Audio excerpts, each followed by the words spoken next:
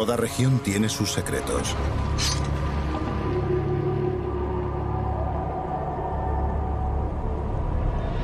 Enterrados bajo el manto del tiempo, los pantanos de Europa guardan oscuros recuerdos. Cadáveres absorbidos por el lodo. Muertes antinaturales. Víctimas de una violencia extrema. ¿Quiénes eran estas personas confundidas con muertos recientes, pero preservadas durante 2000 años?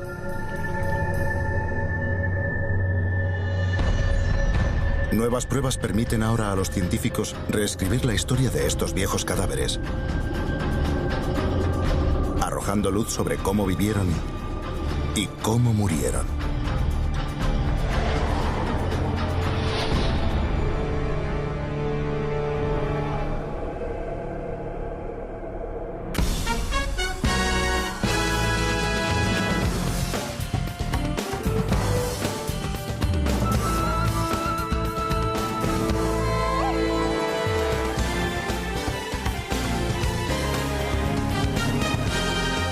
El misterio de las momias de los pantanos.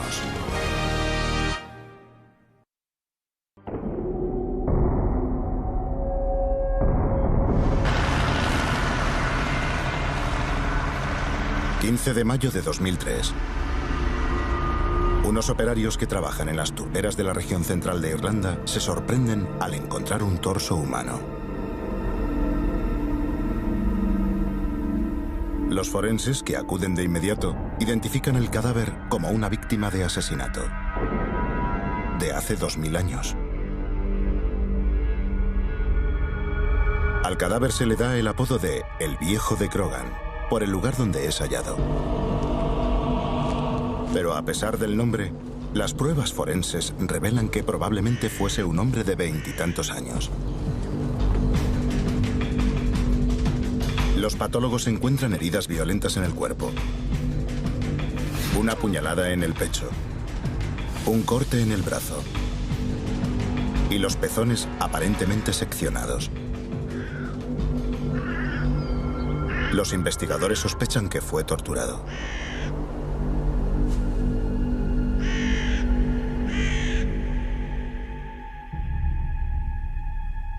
El Viejo de Krogan es una de las cientos de momias de la Edad del Hierro desperdigadas por los pantanos del norte de Europa. El hombre de Grauboll, con la garganta rajada de oreja a oreja. La chica de Ide, estrangulada y apuñalada. Los hombres de Verdinch, apuñalados y destripados.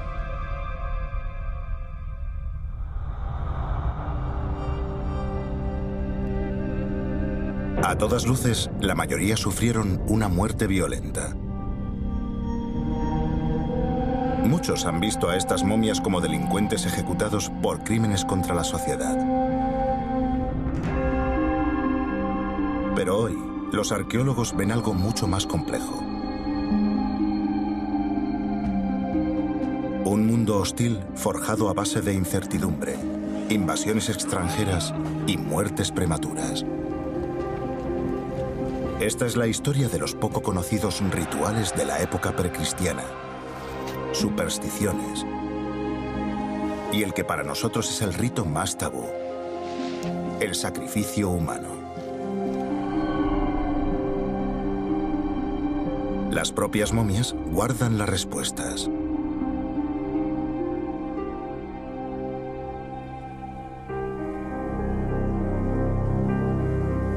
Los cadáveres de los pantanos son momias fortuitas conservadas en las capas de turba que va formando el pantano.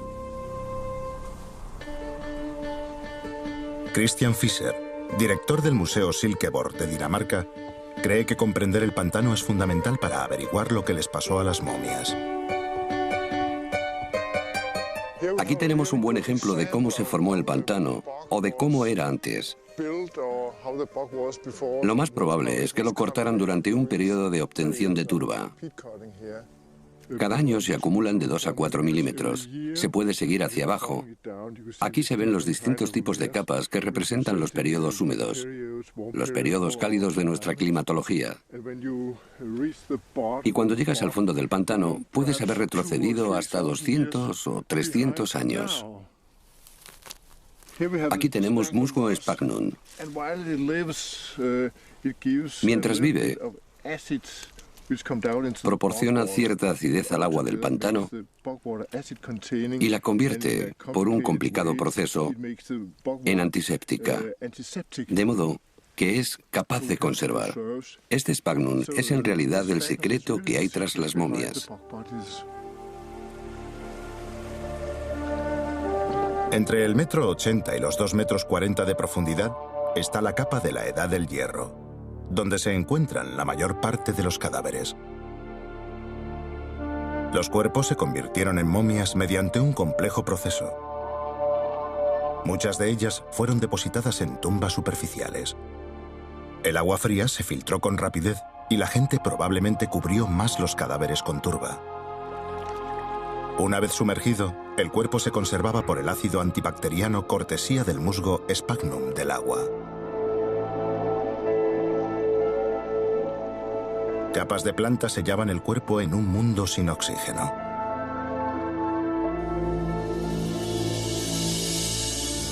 El resultado: la naturaleza ha conservado muchos de estos cadáveres mejor que cualquier momia egipcia.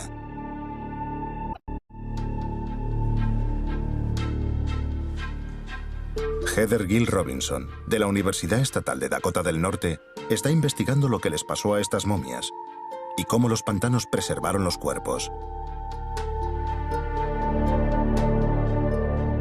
Ha averiguado que en esta milagrosa conservación intervienen muchos factores. La reacción química del musgo sphagnum al descomponerse, el nivel del agua que cubre el cadáver y el clima en el momento del entierro. Incluso hay una momia en la que no todas las partes del cuerpo se han conservado igual.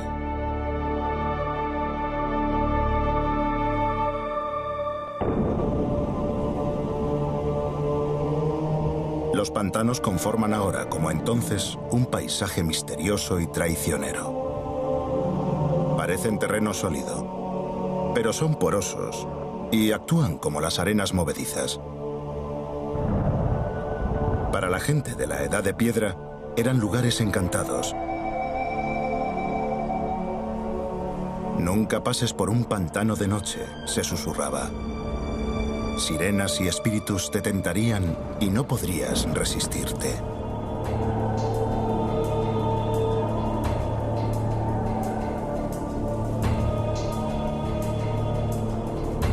Pero el cenagal atraía también en otros sentidos. Albergaba un tesoro oculto. El metal que le daría nombre a la era. El mineral de hierro. Desde aproximadamente el año 400 a.C. hasta el 400 después de Cristo, el hierro sustituyó al bronce como el metal básico.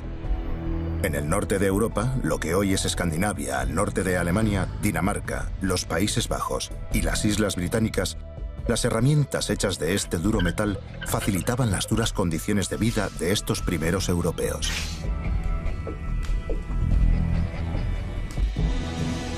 Pero las armas de hierro más resistentes también potenciaron la capacidad para hacer la guerra. En una sociedad donde reinaba la incertidumbre, la gente depositaba su fe en dioses paganos.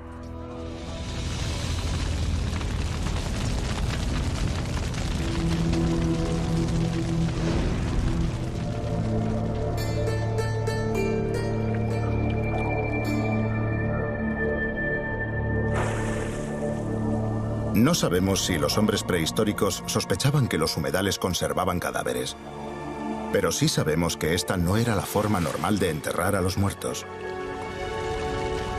Nuestros antepasados creían que si un cadáver no era incinerado, el alma sería castigada, condenada a vagar por la tierra para siempre. Por esta razón, los arqueólogos propusieron la teoría de que los cuerpos arrojados a los pantanos pertenecían a criminales o los marginados sociales de la época. Algunos expertos han sugerido que las víctimas eran discapacitados, mediums u homosexuales.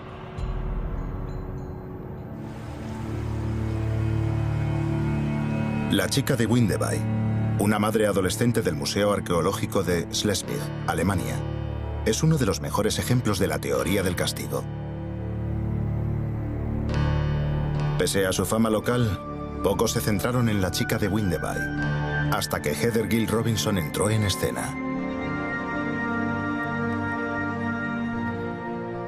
La chica de Windeby fue hallada en un pantano en 1952 y pocos días después en el mismo lugar se encontró a un varón adulto. Al haberse encontrado los dos cuerpos en el mismo sitio, se dio por hecho que la chica de Windeby era una adúltera que había tenido una aventura con un hombre mayor y de algún modo había sido castigada por ello.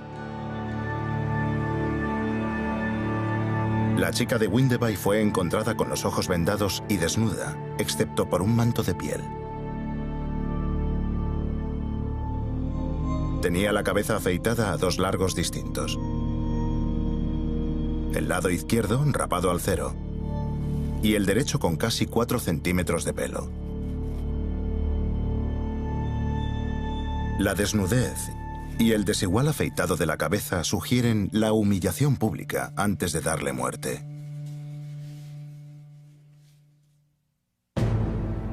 Las cabezas rapadas eran un recuerdo muy vivo cuando se descubrió a la chica de Windeby en 1952. Poco tiempo antes, las mujeres acusadas de colaborar con los nazis eran rapadas al cero y exhibidas por las calles de la Francia de la Segunda Guerra Mundial.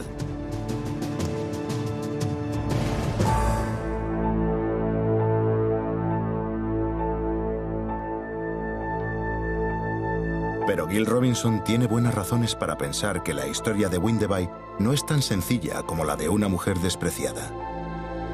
El cadáver te da las respuestas. Está ahí para darte las respuestas. La historia de la chica de Windeby está a punto de ser reescrita.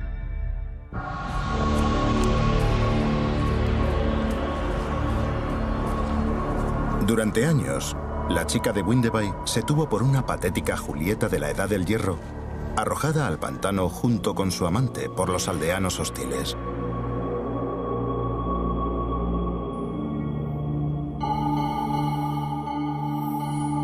Heather Gill Robinson está especializada en la biología de las momias de los pantanos. Es la primera investigadora en 45 años que ha estudiado detenidamente los restos de la chica de Windeby. Con la última tecnología y desde otro punto de vista, ha descubierto asombrosas novedades sobre la chica de Windeby. La prueba del carbono 14 realizada a la chica de Windeby y a su supuesto amante ya había revelado que los separaban 300 años. Descartando, obviamente, un romance ilegítimo. Entonces Gill Robinson se centra en el cráneo. La chica de Windeby, como se muestra, es una reconstrucción. La mayor parte del esqueleto ha sido extraída del cuerpo y puesta a buen recaudo. Cuando Gill Robinson construye un modelo en 3 dimensiones por ordenador, algo no encaja.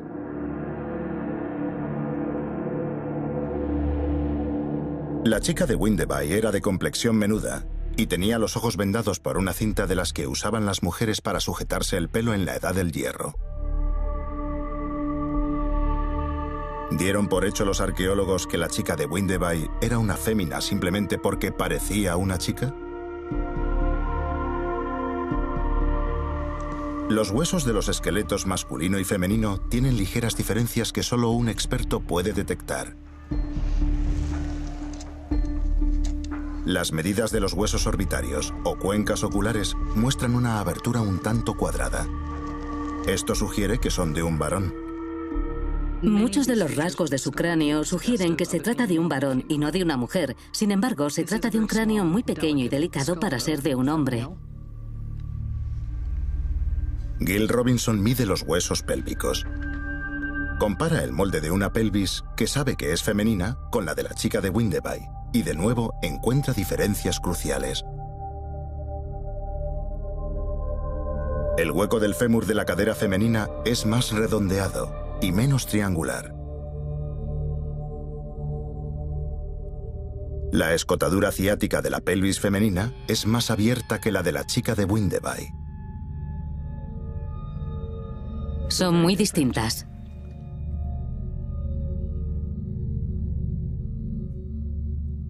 Las pruebas de la investigación de Gil Robinson indican con contundencia que la chica de Windeby es un chico de unos 14 o 16 años de edad. Pero el gran misterio permanece. ¿Fue castigado? ¿O sacrificado y arrojado al pantano? ¿O tenía la cabeza afeitada a causa de una enfermedad? Tal vez murió por causas naturales y fue llorado por su familia.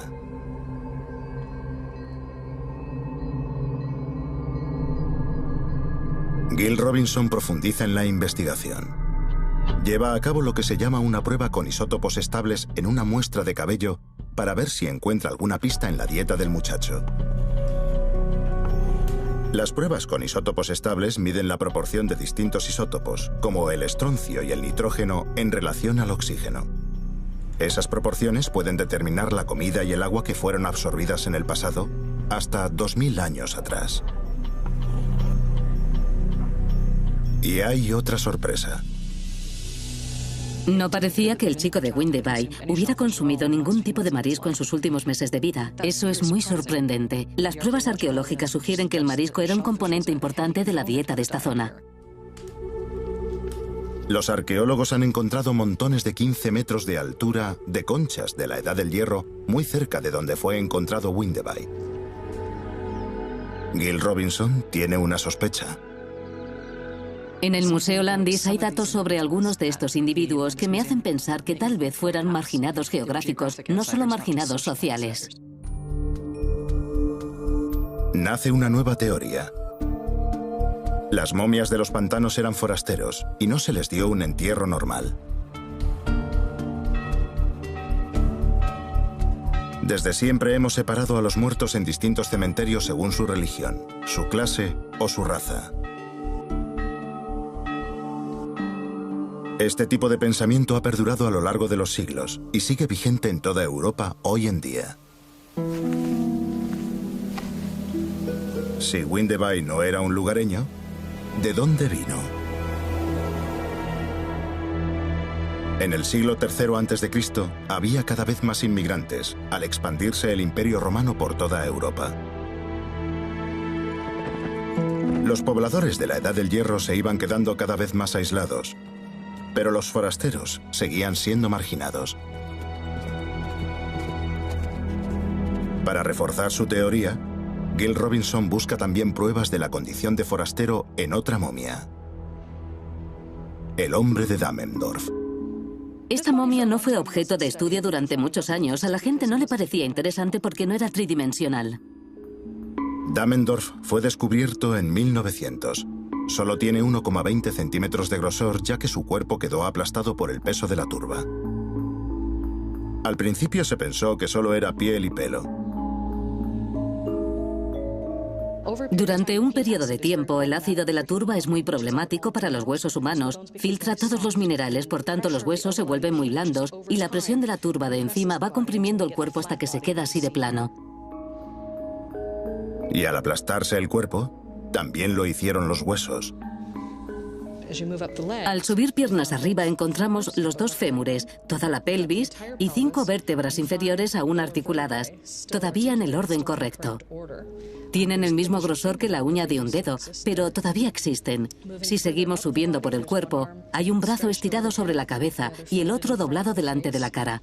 Aquí está la cara y se aprecian la boca, la nariz y un poco de vello facial, y después la cabeza. Y lo más emocionante está dentro de la cabeza. Dentro de ese cráneo aplastado hay un cerebro en perfecto estado de conservación que puedes sostener en la palma de la mano.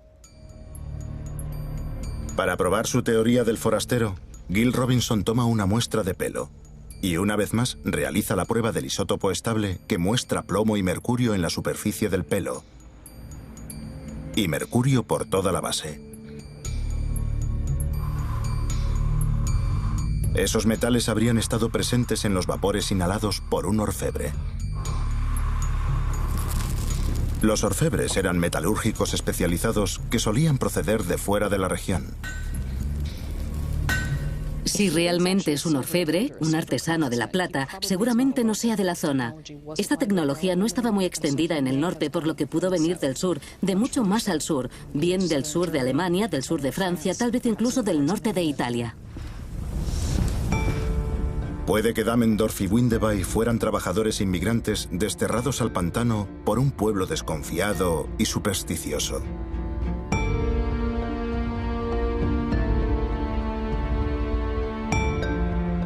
Aún así, la idea de que las momias eran delincuentes persiste. La desnudez de los cuerpos de los pantanos sugiere humillación y deshonra. Sin embargo, hay otro enterramiento con indicios de un sacrificio inusual.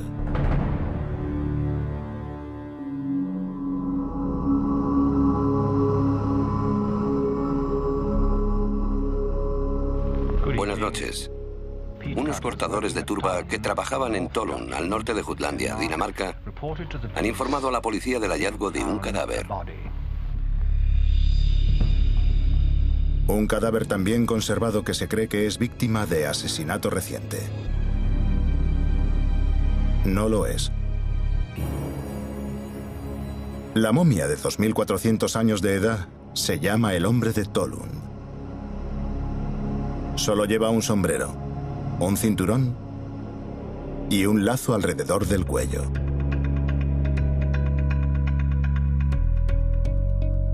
Su sosegada expresión parece más la de un hombre echando la siesta que la de un estrangulado.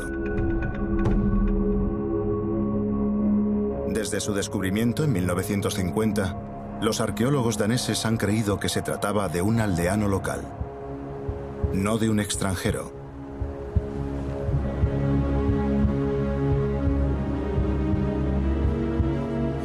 Fue aquí donde luchó por su último aliento.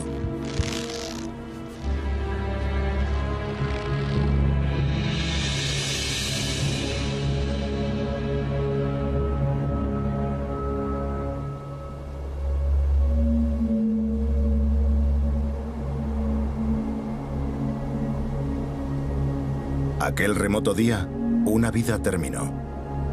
La pregunta es si los asesinos estaban vengando un crimen o apaciguando a un dios. Estaba claro que su vida había concluido de forma violenta. Los rayos X muestran que la muerte se produjo por una lenta estrangulación. Este tipo de ahorcamiento hace que la lengua de la víctima sobresalga y que los ojos se abomben. Aún así, el hombre de Tolun muestra paz en la mirada. Hace más de 2000 años alguien se encargó de suavizar los signos de su violento ahorcamiento. Para algunos arqueólogos, eso sugiere un sacrificio, no un castigo. Quizás las pistas de la muerte del hombre de Tolun se encuentren en los laterales esculpidos de este tesoro danés, el caldero de Gundestrup. Con dibujos de dioses paganos, es lo más cercano a una piedra roseta de la Edad del Hierro. Desenterrado de una ciénaga en 1891, sus paneles revelan un fascinante y aterrador mundo de dioses y seres sobrenaturales. El caldero está plagado de escenas simbólicas, incluidas representaciones de lo que parece un sacrificio humano.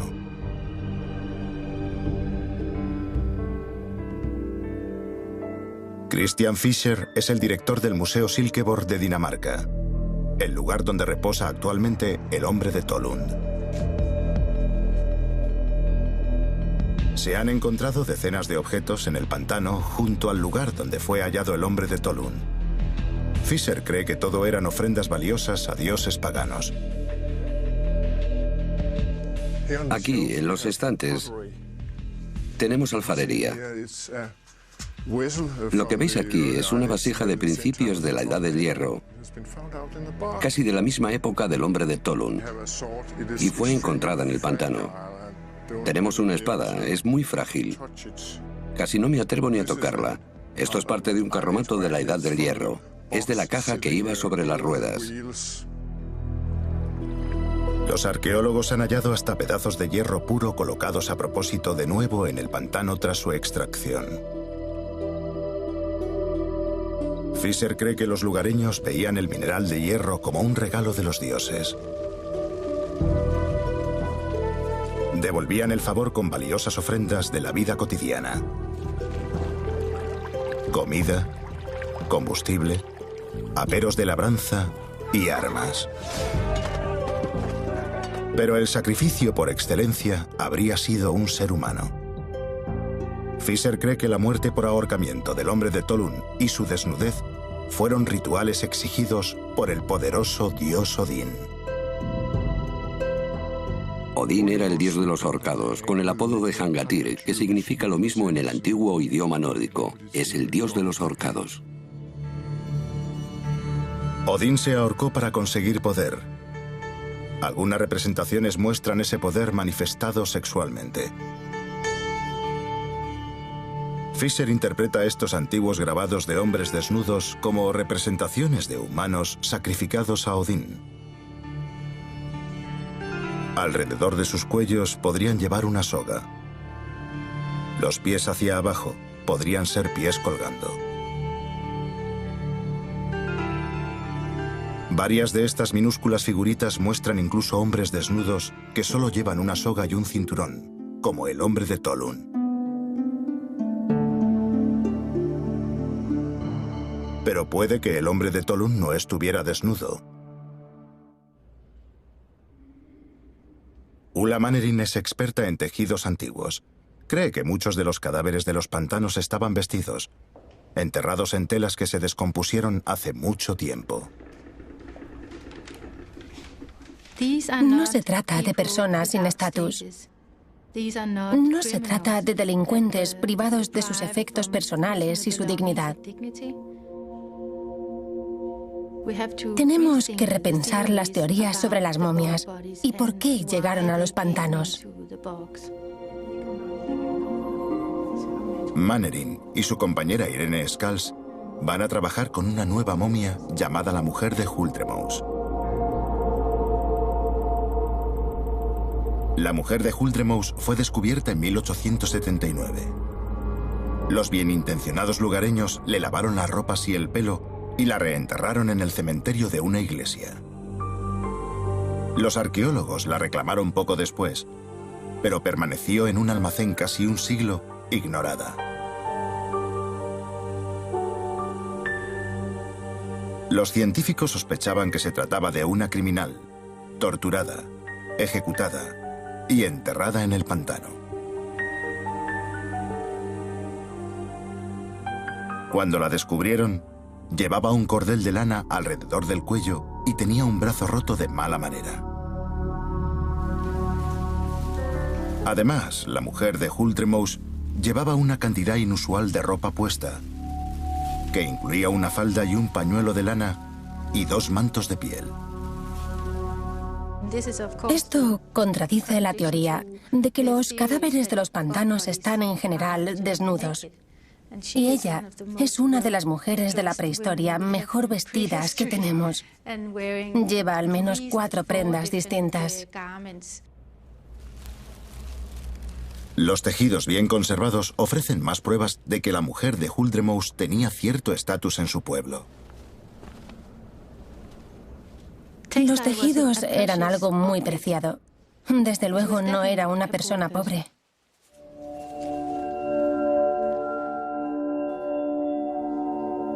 Mannerheim, en efecto, puede detectar marcas en el arrugado pecho de la mujer de Hultremouse que coinciden con la trama de la ropa que llevaba puesta. Si este cuerpo hubiera sido enterrado en la tierra, es probable que solo quedasen fragmentos de huesos. Las prendas de ropa, en caso de haber sobrevivido, se habrían descompuesto en pedazos de material costroso y mineralizado. Este manto de hace 2000 años era originalmente azul, pero las aguas del pantano se han llevado el color. El ácido del pantano puede conservar materiales como la lana asombrosamente bien. Pero Mainwaring sospecha que algunas de las prendas que vestía la mujer de Huldremouse no sobrevivieron al pantano. Ropas hechas de fibras vegetales como el lino. Y eso es lo que está buscando. Caray, esto es magnífico. Porque tenemos no solo las marcas, sino restos del tejido que no había visto antes. Y, de hecho, con esta luz, se ve que llega hasta aquí. Es fascinante. Fijaos. Han encontrado algo nuevo en la espalda. La marca de una prenda que se ha descompuesto y varias hebras de aspecto muy antiguo. Esto confirma lo que Mainwaring sospechaba. La mujer de Huldremouse fue enterrada con algún tipo de blusa o túnica bajo su chal de lana.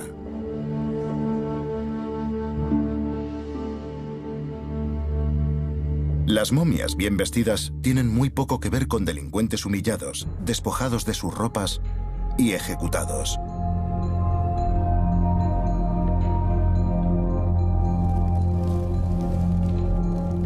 Para Mainwaring, estos hallazgos refuerzan la teoría de que los cuerpos de los pantanos eran un valorado sacrificio humano. Es probable que fueran a los pantanos repetidamente y allí hicieran distintos rituales y prácticas. Podían depositar vasijas llenas de comida. Podían depositar tejidos o colocar cuerpos enteros con prendas de vestir. Pero, ¿qué hay de las lesiones violentas, como el brazo destrozado de la mujer de Huldremouse? Exámenes recientes muestran que el brazo probablemente lo rompieran los cortadores de turba al descubrir el cuerpo.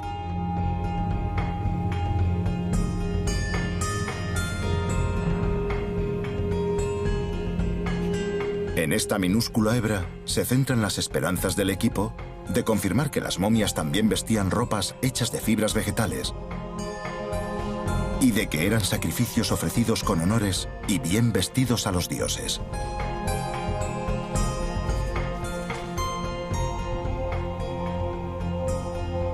Las momias danesas parecen más el querido convecino que el forastero mal visto.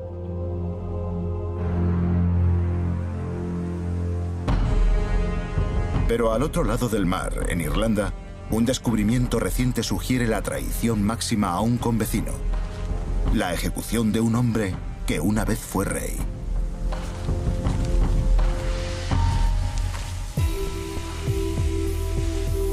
En un oscuro día, unos 300 años antes de Cristo, un joven noble irlandés fue conducido al pantano. No regresaría jamás.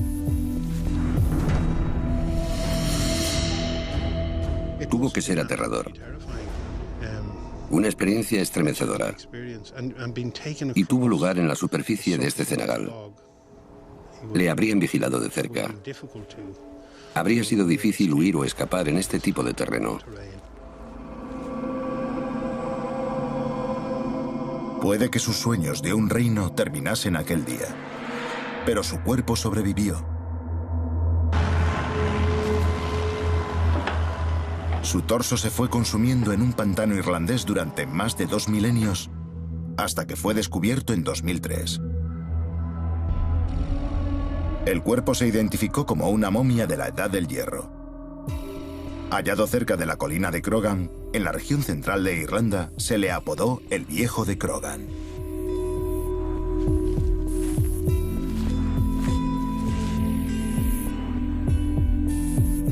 Su cabeza y sus piernas nunca se encontraron. Lo que queda, sin embargo, está en un asombroso buen estado. Las pruebas forenses nos dicen que sería un hombre de 20 y tantos años.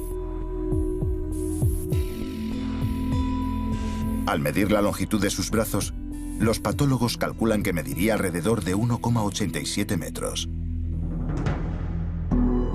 Probablemente era un aristócrata. Las uñas bien cuidadas apuntan a que habría disfrutado de una vida privilegiada. Un brazalete celta es también un signo de alto rango. ¿Qué le pasó a este joven tanto tiempo atrás? Una puñalada en el pecho le perforó el pulmón derecho. Eso le habría hecho caer al suelo. Fue una herida mortal. Habría muerto en el acto. Puede que después le golpearan en la cabeza con un hacha.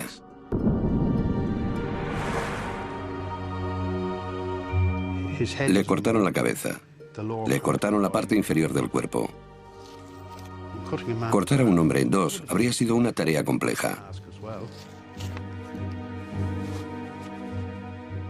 Desde luego, quien quiera que lo hiciera, se daba bastante maña en la labor.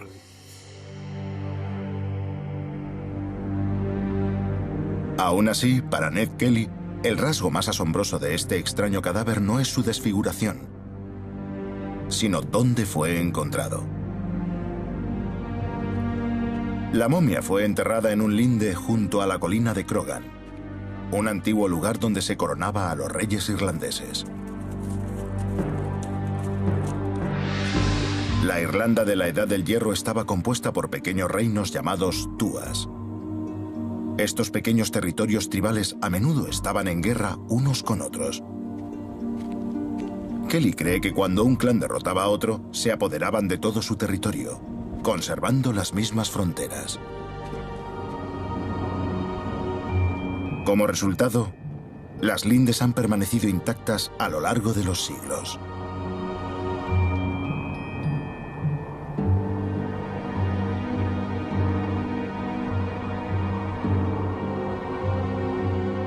Imaginaos estos pantanos antes de que lloviera.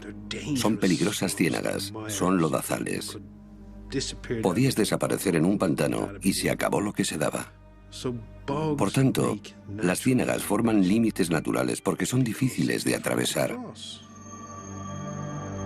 Kelly sospecha que hay una relación entre los pantanos, las fronteras y los cadáveres.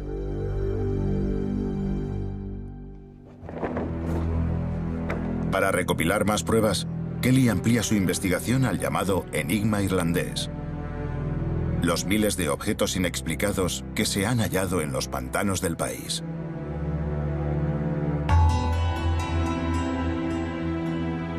El hallazgo importante más reciente se produjo en 2006, cuando unos arqueólogos descubrieron docenas de objetos de madera de la Edad del Hierro enterrados en senderos cerca del distrito de Ederclun. Los hallazgos de Ederclun también están en una linde.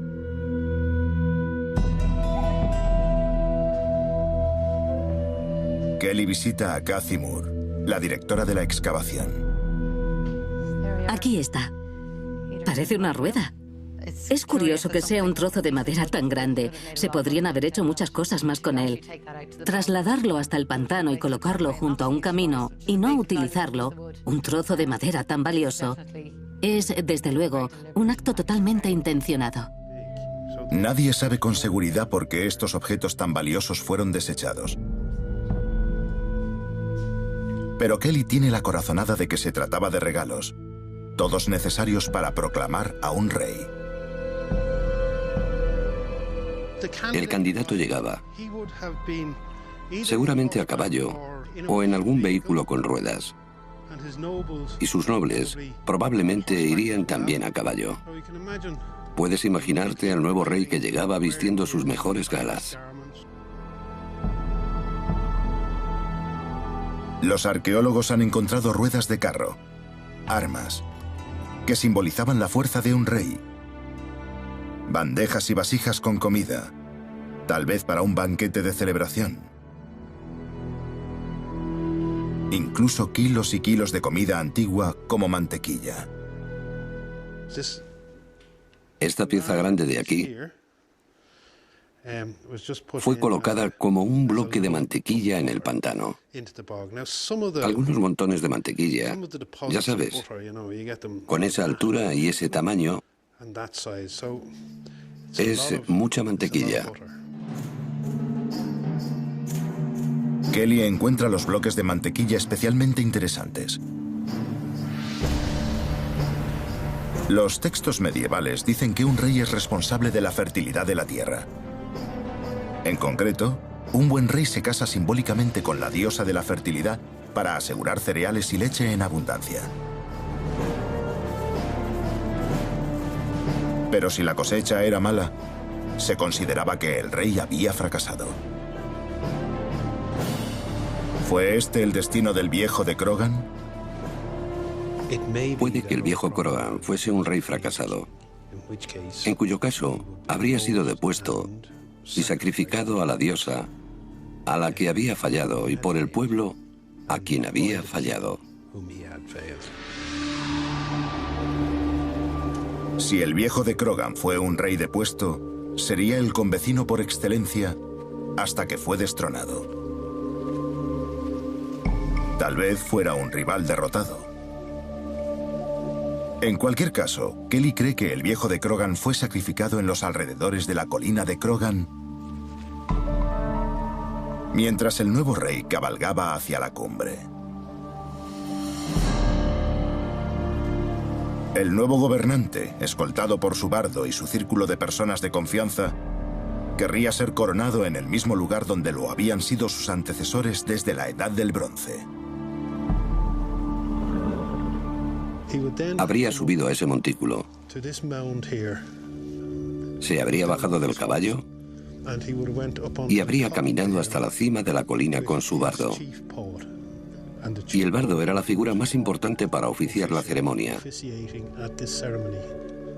El bardo leía la genealogía del candidato, lo que se haría sobre los huesos de los ancestros, enterrados junto a ese montículo de ahí.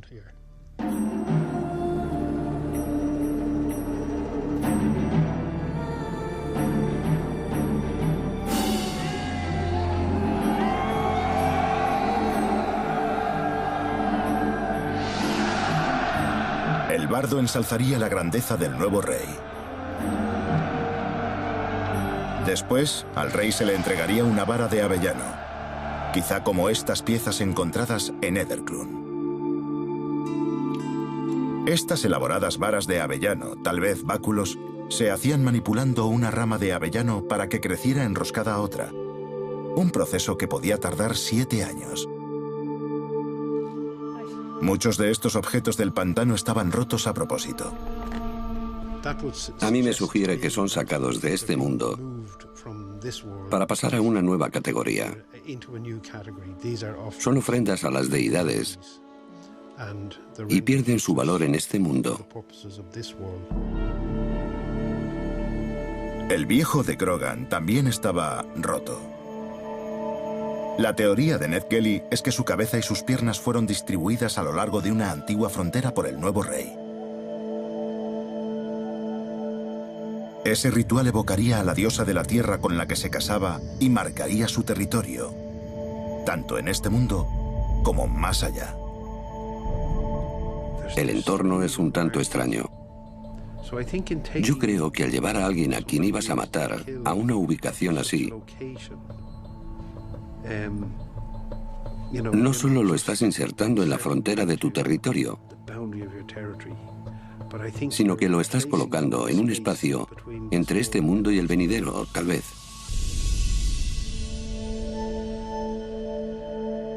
Hace más de 2000 años, el viejo de Krogan tuvo que abrirse camino por este inframundo acuoso, sabiendo que eran sus últimos momentos.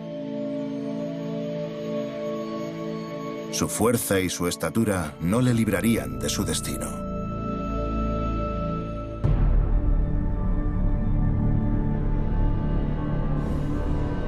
Puede que todo rey irlandés supiera que este día llegaría. La muerte por un ritual ancestral. Le desataron las manos. Después, le apuñalaron en el pecho. Vio venir el fatal ataque. Levantó los brazos. Tiene un corte de puñal o de espada en la parte superior del brazo para demostrar que intentó defenderse.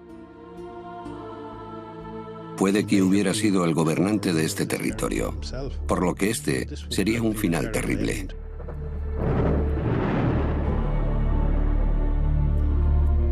Al viejo de Krogan le cortan la cabeza y las piernas.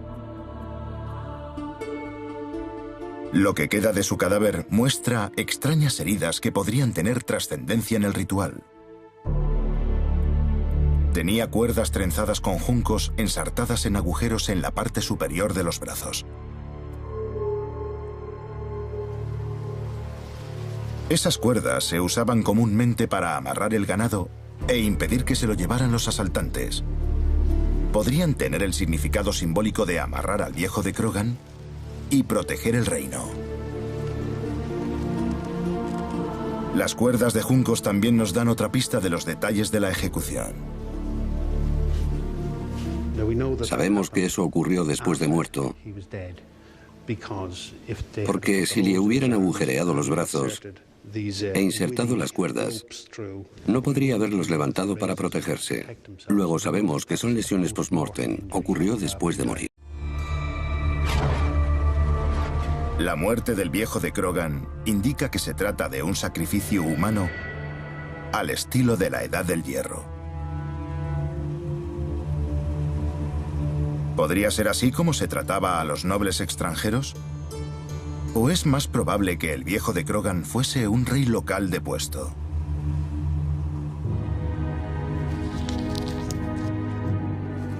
Además de las cuerdas insertadas en los bíceps, los pezones del viejo de Krogan parecen haber sido seccionados.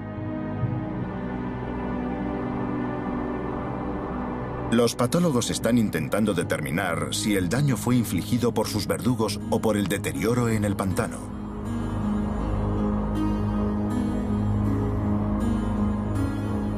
Pero según Kelly, amamantarse de los pezones de un rey era un importante gesto de sumisión durante la Edad del Hierro. Quitarle los pezones podría haber evidenciado que el viejo de Krogan nunca podría ser rey. Lo que se ha hecho a estos cuerpos es algo muy controlado. No es que alguien se pusiera como loco y les hiriese por todas partes.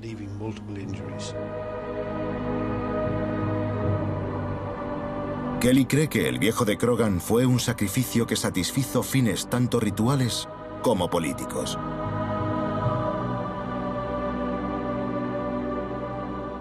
No debemos olvidar que detrás de todo esto hay una tragedia humana y una realidad.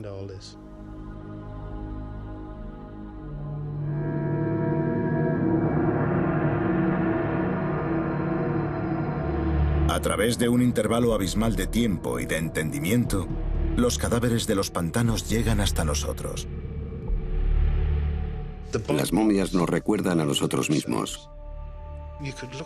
Uno puede mirar estas grandes manos que quizá abrazaron a un amante o a un niño o sujetaron un arma, pero lo cierto es que tienen un aquí y una ahora.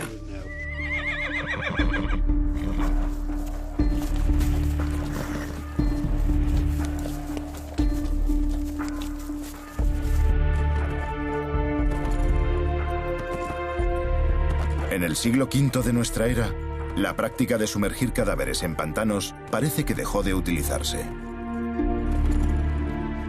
El Imperio Romano estaba en decadencia. La cristiandad empezaba a extenderse. Las creencias cambiaron en aspectos fundamentales.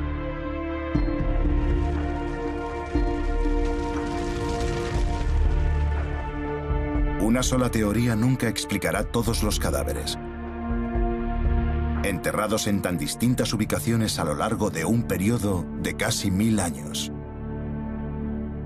Lo que sí sabemos es que estas personas acabaron sus días de forma excepcional. Han abierto una ventana a un mundo del que sabíamos muy poco.